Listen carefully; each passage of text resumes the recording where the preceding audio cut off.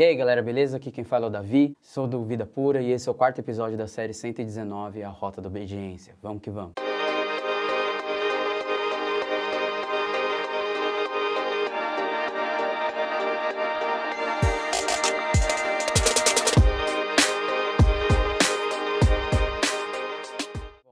Esse é o quarto episódio da série 119, A Rota da Obediência. Essa série que busca compreender do que se trata a verdadeira obediência a partir do texto do Salmo 119, que é um salmo que foi escrito em acróstico no seu original. A cada 8 versos do salmo, os versículos foram escritos começando com uma das letras em sequência do alfabeto hebraico, e foi escrito assim para que fosse mais facilmente memorizado e com isso fizesse parte da vida prática de quem lesse. Ou seja, o Salmo 119 é o Salmo da Obediência. E hoje, no quarto episódio, nós vamos meditar nos versículos 25 ao 32, que começam com a letra hebraica Dalet. E o texto diz o seguinte: Agora estou prostrado no pó, preserva minha vida conforme a tua palavra. A ti relatei os meus caminhos, e tu me respondeste. Ensina-me os teus decretos, faze-me discernir o propósito dos teus preceitos, então meditarei nas tuas maravilhas. A minha alma se consome de tristeza, fortalece-me conforme a tua promessa. Desvia-me dos caminhos enganosos, por tua graça, ensina-me a tua lei. Escolhi o caminho da fidelidade, decidi seguir as tuas ordenanças. Apego-me aos teus testemunhos, ó Senhor. Não permitas que eu fique decepcionado. Corro pelo caminho que os teus mandamentos apontam, pois me deste maior entendimento. No episódio anterior, nós falamos sobre a nova vida em Cristo que Deus nos dá e como o salmista clama a ela para que ele possa, de forma humilde e dependente de Deus, obedecer a Deus. Agora, no versículo 25, ele se encontra prostrado no pó, num nível mais intenso de humilhação diante de Deus, pedindo para que essa vida seja preservada conforme a promessa de Deus, ou seja, conforme aquilo que Deus disse a ele. E essa foi justamente a resposta que Jesus, sendo tentado pelo diabo, expressou lá em Mateus 4,4, quando ele disse: Nem só de pão viverá o homem, mas de toda a palavra que procede da boca de Deus. Fazendo uma citação a Deuteronômio 8, 2 e 3, onde Moisés, usado por Deus, disse ao povo: Lembrem-se de como o Senhor, o seu Deus, os conduziu por todo o caminho no deserto, durante estes 40 anos, para humilhá-los e pô-los à prova, a fim de conhecer suas intenções, se iriam obedecer aos seus mandamentos ou não. Assim, ele os humilhou e os deixou passar fome, mas depois os sustentou com o maná, que nem vocês nem os seus antepassados conheciam, para mostrar a vocês que nem só de pão viverá o homem, mas de toda a palavra que procede da boca do Senhor. Em João 4, 31 e 32, os discípulos insistiam com Jesus para que ele comesse alguma coisa, mas Jesus respondeu: Tenho algo para comer que vocês não conhecem. E qual era essa comida misteriosa a qual Jesus se referiu e que não podia ser vista por meros olhos naturais? No episódio anterior, nós vimos que o salmista clama a Deus para que ele abra os seus olhos para que ele veja as maravilhas da lei de Deus após ter perdido vida para obedecer a Deus. E é justamente o que Jesus revela no versículo 34 de João 4. A minha comida é fazer a vontade daquele que me enviou e concluir a sua obra. E com isso entendemos que aqueles que andam em verdadeira obediência a Deus e a sua palavra têm nessa obediência o seu alimento e o seu combustível. Porém, a menos que eles enxerguem isso, isso não será possível. Então, o que deve acontecer para que os meus olhos sejam abertos para essa realidade que me dará vida para obedecer a Deus? Jesus revela em João 3,3, quando diz: Digo a verdade, ninguém pode ver o reino de Deus se não nascer de novo. E com isso, chegamos a uma verdade crucial nesse processo em que Deus nos tem levado a entender e compreender do que se trata a verdadeira obediência a Ele. Só há verdadeira obediência em quem nascer de novo. E não confunda nascer de novo com aquele banho de piscina ou do batistério da igreja que muitos de nós tomamos, mas que depois disso não tem mudança de vida nenhuma. Ou com aquela oração com as mãos no peito, olhos fechados, induzida por emoções, em que a gente convida Jesus para participar da nossa vida, para entrar no nosso coração, e na semana seguinte ou até nas horas seguintes o expulsamos de novo e voltamos aos ídolos. É verdadeiro novo nascimento, que gera arrependimento verdadeiro, que gera vida verdadeira, que gera verdadeira salvação. É disso que Jesus está falando. E é isso que ele quer que a gente entenda,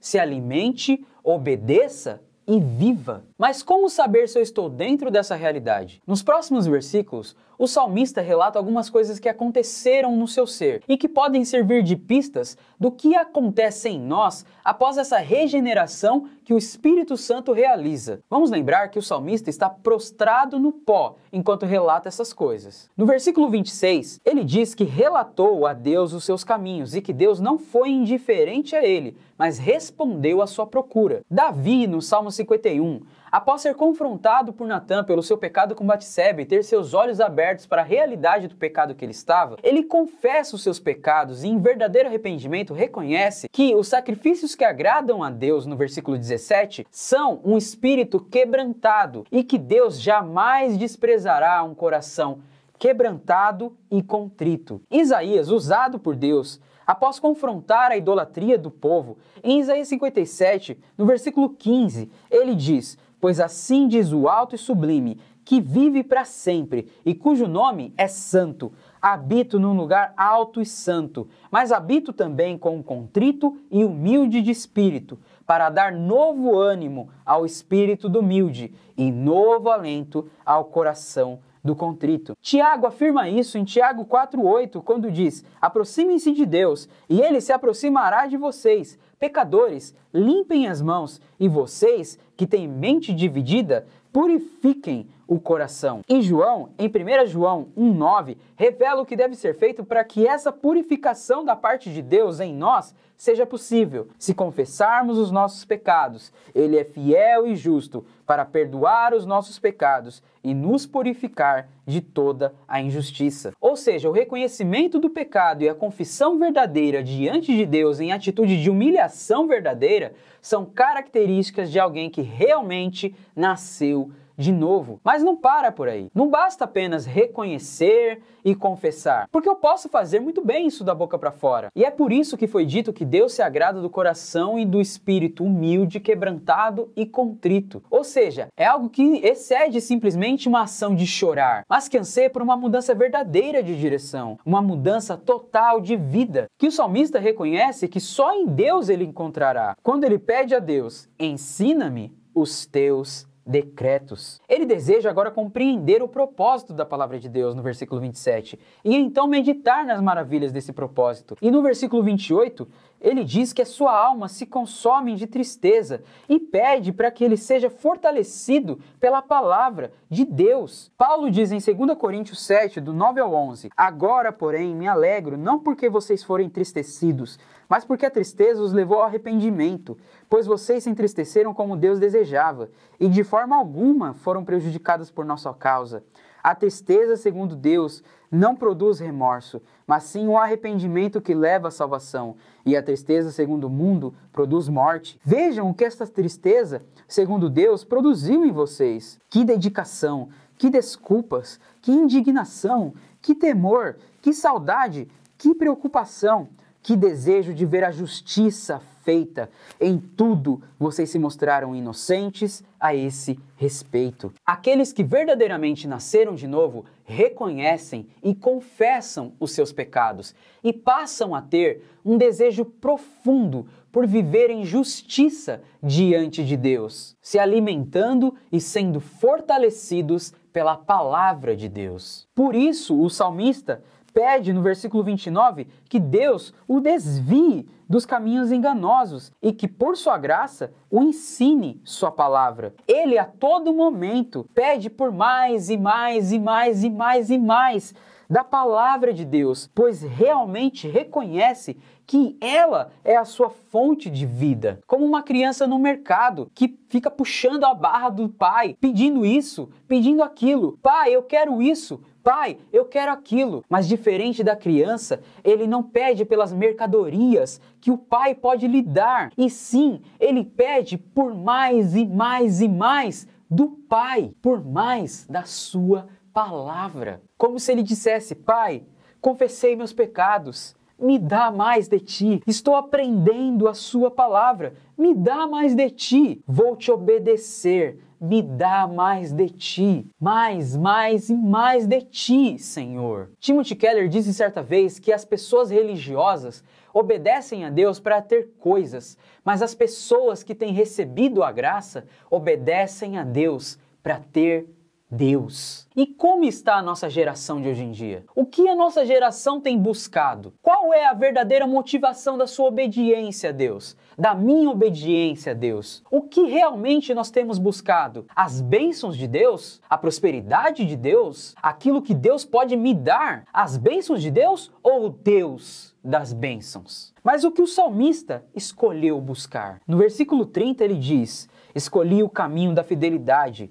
decidi seguir as tuas ordenanças. No Vida Pura a gente aprende que não basta querer andar em liberdade verdadeira do pecado, seja ele qual for, a pornografia, a imoralidade sexual ou qualquer idolatria do coração. Porque hoje eu quero uma coisa e amanhã eu quero outra. Nós temos que decidir mudar e viver isso de forma diligente e disciplinada, esmurrando a carne e obedecendo a Deus e a sua palavra. E é este o chamado que Jesus faz em João 7,17. Se alguém decidir fazer a vontade de Deus, descobrirá se o meu ensino vem de Deus ou se falo por mim mesmo. E o salmista diz que decidiu seguir a palavra de Deus. Ele diz que escolheu a fidelidade a Deus. E sabe por quê? Porque ele sabe, diferente da nossa geração de hoje, que a infidelidade é o mesmo que adultério e que, diferente do que muitos jovens que se dizem cristãos pensam, a amizade com este mundo é o mesmo que adultério contra Deus. Olha o que Tiago diz em Tiago 4,4. Adúlteros, vocês não sabem que a amizade com o mundo é inimizade com Deus? Quem quer ser amigo do mundo se faz inimigo de Deus. Isso mesmo, quando as nossas mãos, mentes, olhos e coração tocam em coisas que não deveriam, nós estamos sendo adúlteros contra Deus. Quando eu invisto horas em coisas fúteis, mas não gasto uma hora tendo relacionamento com Deus, adivinha, eu estou adulterando contra Deus. E aí?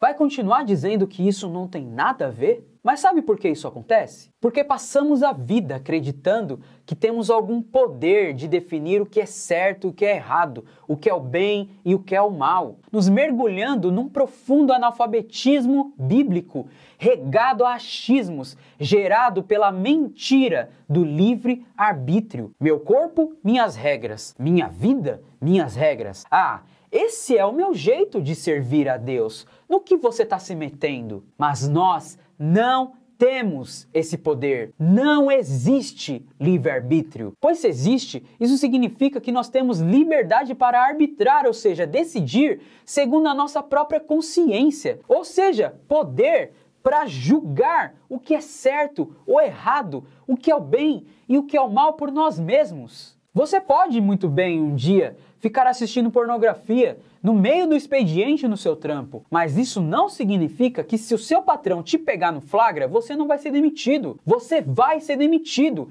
e por justa causa. Sabe por quê? Porque você não pode fazer aquilo que te dá na telha porque você julga certo ou errado. Só existe uma verdade absoluta sobre todas as coisas e que determina o que é certo e o que é errado, o que é o bem e o que é o mal. E essa verdade é uma pessoa, Jesus Cristo. João 14,6. Eu sou o caminho, a verdade e a vida. Ninguém vem ao Pai a não ser por mim. E por isso o salmista diz nos versículos 31 e 32, apego-me aos teus testemunhos, ó Senhor. Não permitas que eu fique decepcionado.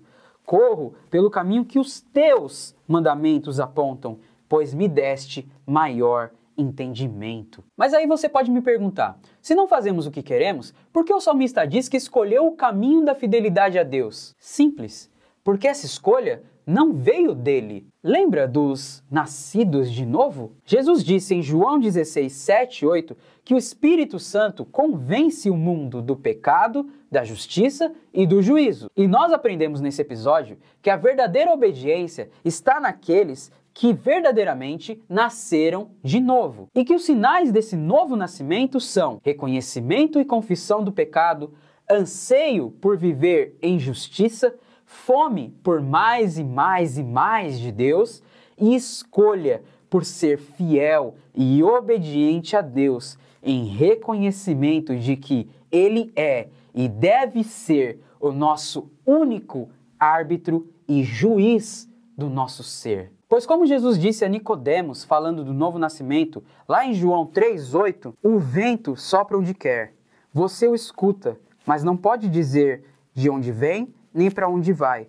Assim acontece com todos os nascidos do Espírito. E aí? Você se enquadra nessa realidade? Se identifica com o que foi dito aqui? Ou reconhece que precisa desesperadamente do novo nascimento? Tire um tempo depois que terminar esse vídeo e ore a Deus. Clame a Deus por essa realidade em sua vida. Nós somos o Vida Pura e não desistimos da santidade. Vamos junto lutar por ela também? Bora? Até o próximo episódio.